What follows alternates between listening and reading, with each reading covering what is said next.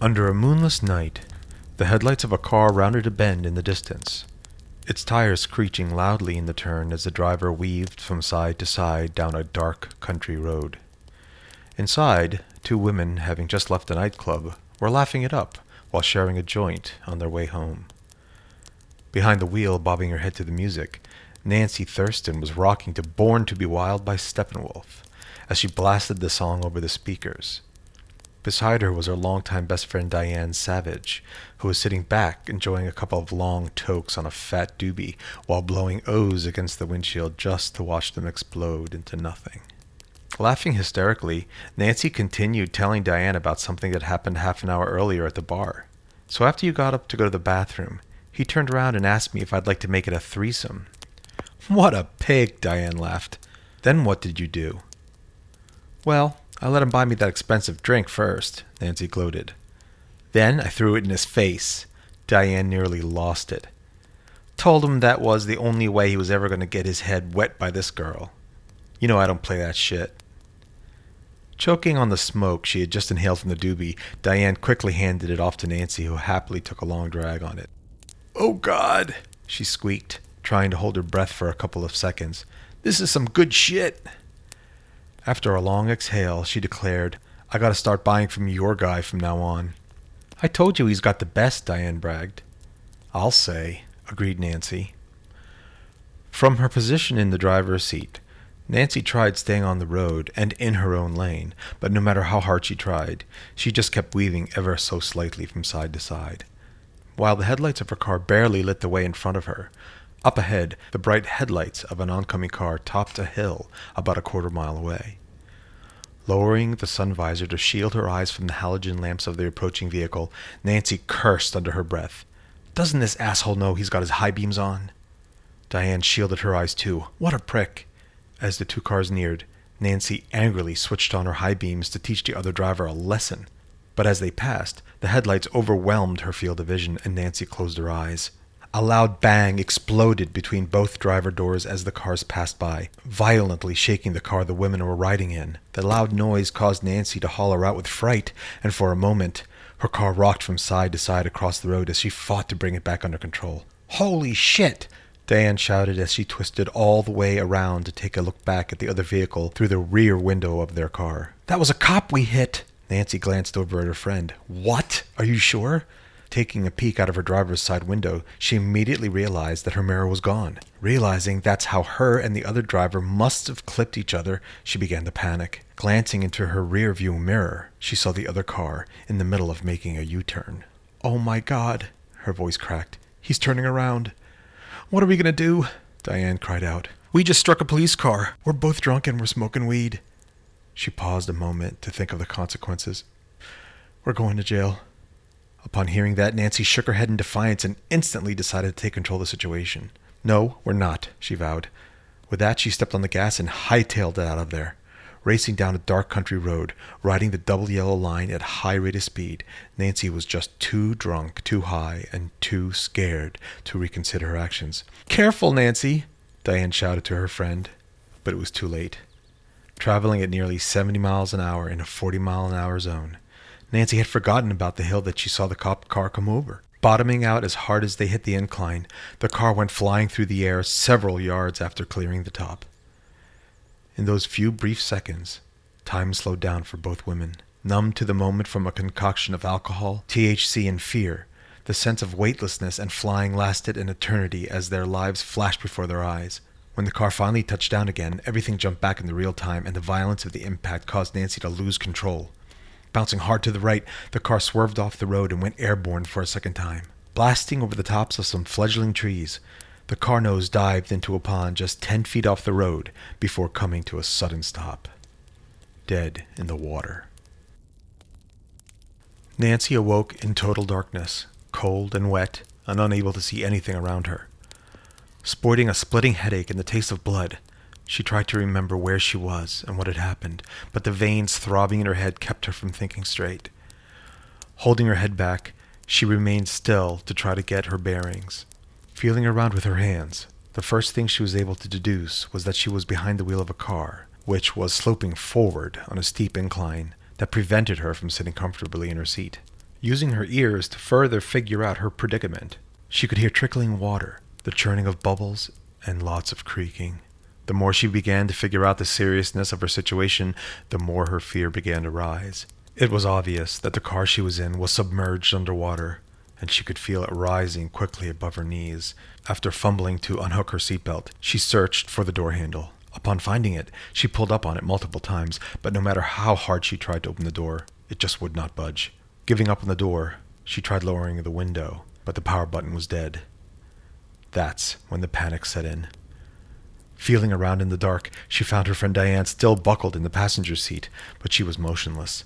"Oh my God, Diane!" Nancy shouted. "Wake up, Diane, wake up!" When her friend didn't respond, Nancy placed her hands on her face.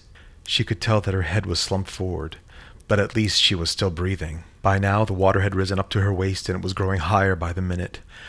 Hyperventilating from the cold and fear, she started wondering how she was going to get her and her friend out of this mess she created. Remembering the officer she tried running from, Nancy started pounding on the roof as hard as she could, screaming for help at the top of her lungs, hoping against hope that maybe someone might be outside looking for them. Just a few seconds into it, however, she started crying, but she kept punching. Unexpectedly, Diane hollered out, "Would you please stop making all that racket?" Nancy suddenly cried out with jubilee, "Oh my God, you're alive! You're alive!" In the dark, she tried hugging her friend. "Of course I'm alive," Diane answered with an attitude. "Why are we in the dark? And why am I sitting in water?" Nancy backed off, ashamed to tell her the truth. "We crashed." "We crashed? And we're underwater." "What?"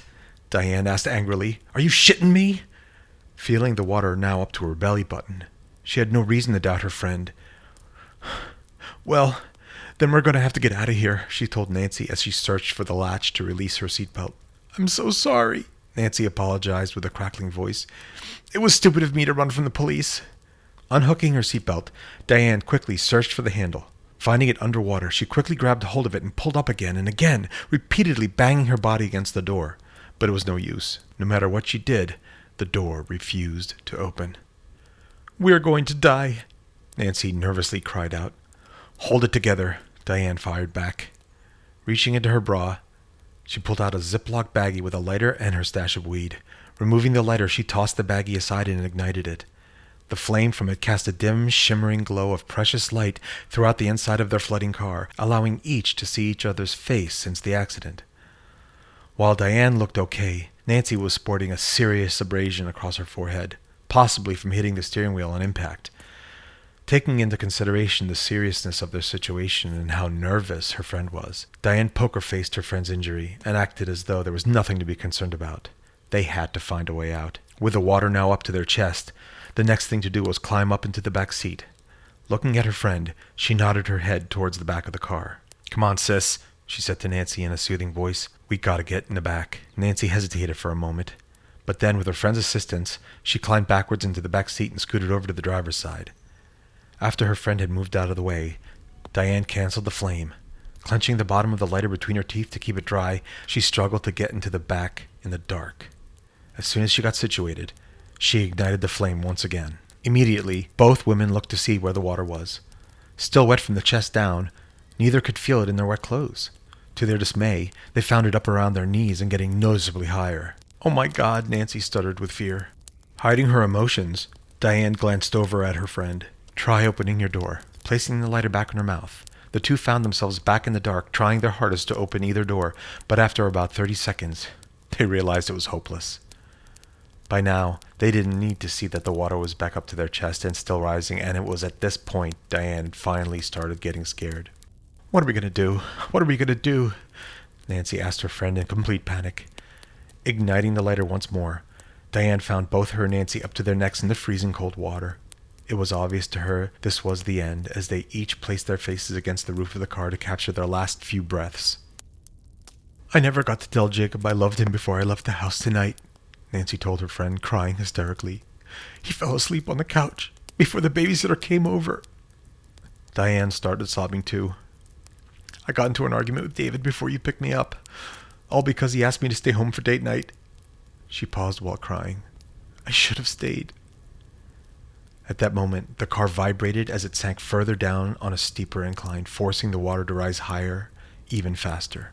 In their final, terrifying seconds in the dark, they both shouted out their goodbyes to one another. Then, nothing but the sound of churning, bubbling water. It was about 9 a.m. when a teenage boy came walking along the banks of the river with his dog, Alex. Taking a different path than usual, Cal had decided to take this extra long way around because the temperature, humidity, and gentle breezes had combined to make for one beautiful morning.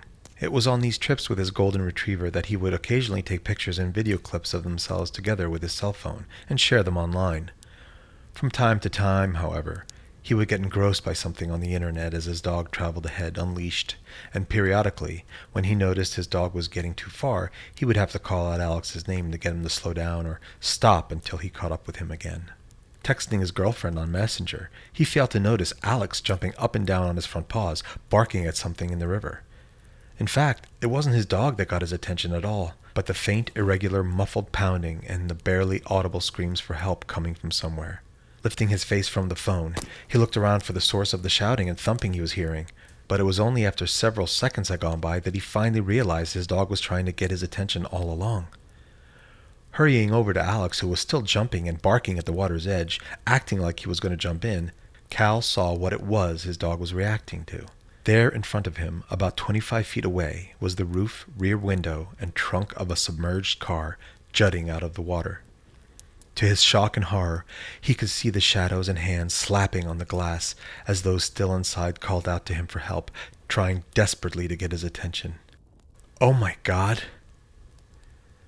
Nearly 45 minutes after the call went out about a car in the river with survivors, police and rescue personnel were on the scene working hard to get the victims out of the vehicle.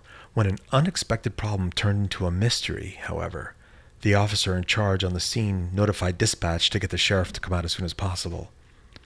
Within minutes of the call, the sheriff rolled up in his SUV as a police officer walked towards him. As he exited the vehicle, the officer in charge at the crash scene greeted him. "Morning, Sheriff." "Bob." Closing the door to his cruiser, the sheriff glanced over the hood of his vehicle at the activity going on by the water's edge. Pulling up the waistband of his pants, he asked, "So what's going on? Dispatch told me that you found my mother's car?" Glancing down at the activity, too, Bob let out a big sigh. "Well, it's a little more complicated than that, sir." Raising an eyebrow, the sheriff faced Bob. "Complicated how?" "Well, we found the two women alive in the car," Bob told him. "What?" the sheriff snapped back. "Then you obviously got the information wrong." Bob shook his head. "I wish that were true, but it's not. I ran the plates 3 times myself." Looking the sheriff directly in the eye, he added, "It's your mother's car."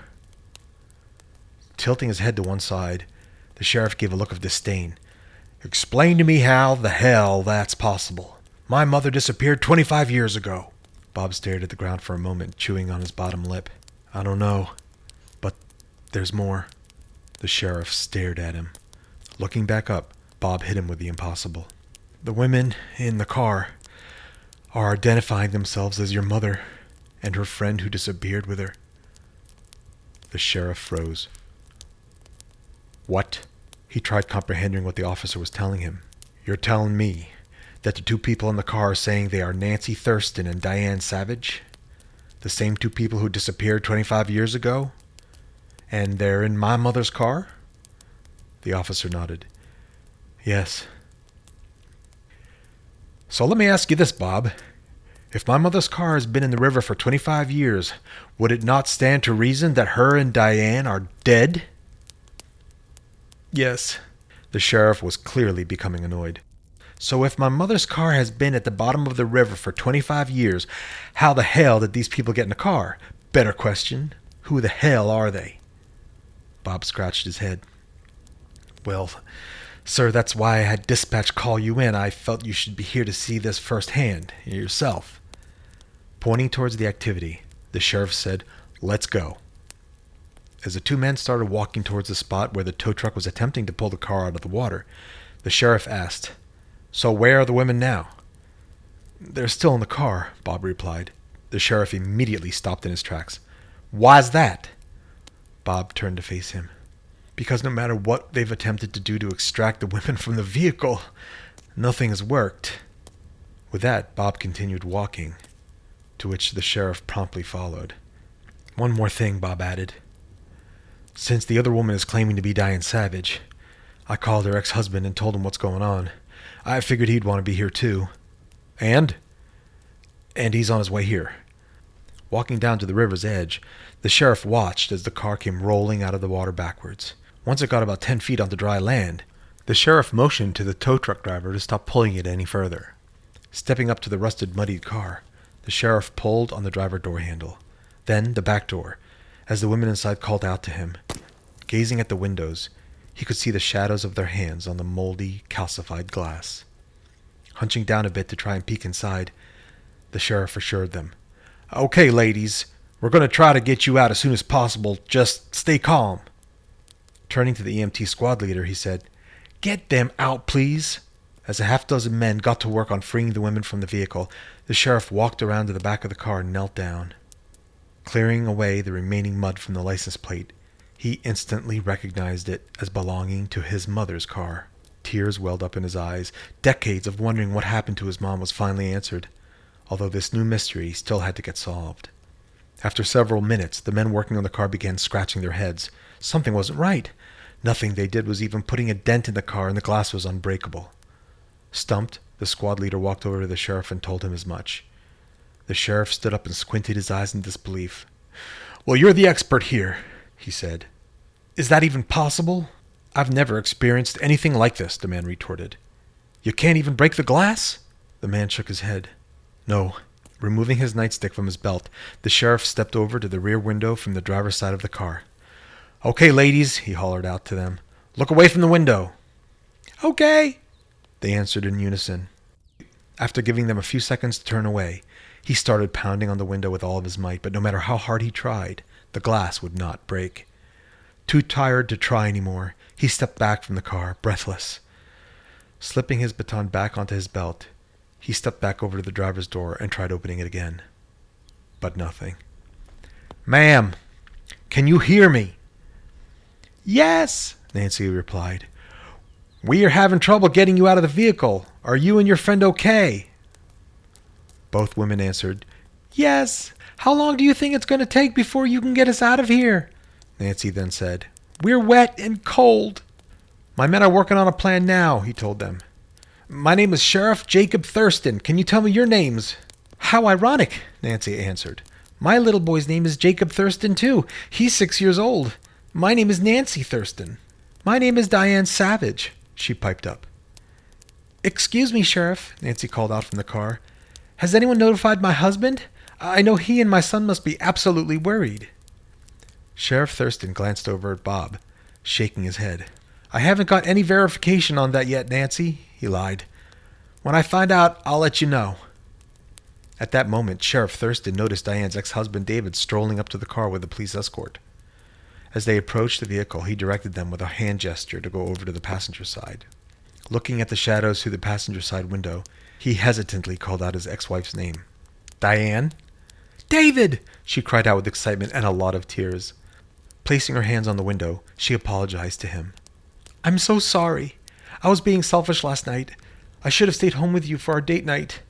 Recognizing her voice, David stared at the faint moving shadow behind the hands on the window's interior.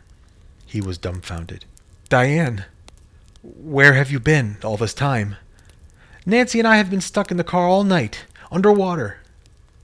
Stepping back, David gave the car a once-over. Something was amiss. The car looked like it had been rusting away for decades. "David!" Diane called out to him as she forced the fingertips of both of her hands between the rubber molding around the window and the top of the glass. David saw his ex-wife's fingertips poking out above the window. She called out even louder, "David! Can you ever forgive me?" He stepped up to the window and cautiously reached out to let his fingertips touch hers. Her nails were freshly painted, her skin pink and pruned and unexpectedly warm with life. "I forgive you, Diane," he told her as their fingertips caressed each other. On the other side of the car, the sheriff was still talking to Nancy as she too pushed her fingertips through the top edge of the driver window. "Sheriff?" "Yes, Nancy." "Can you tell my son that I love him? I never got the chance to tell him that I loved him with all my heart before I left last night." The sheriff leaned in close to the window. He could barely recognize the voice because it had been so long since he last heard it. He reached out to touch her fingertips with his. "Of course I will tell him," he assured her as silent tears ran down his face. "And I know he loves you too." "Mom?" Suddenly, a loud bang echoed from within the car as the front doors burst wide open with great force, knocking both the sheriff and David backwards on their asses as the fully flooded interior spilled out onto the ground. To everyone's horror, two skeletal remains collapsed onto the ground in a heap of rotted skin, clothing, ligaments, and hair. As Sheriff Thurston and David Savage watched in disbelief from opposite sides of the car, the two corpses raised their skulls, reached out with their bony right hands and grabbed the feet of both men, and whispered, "Thank you."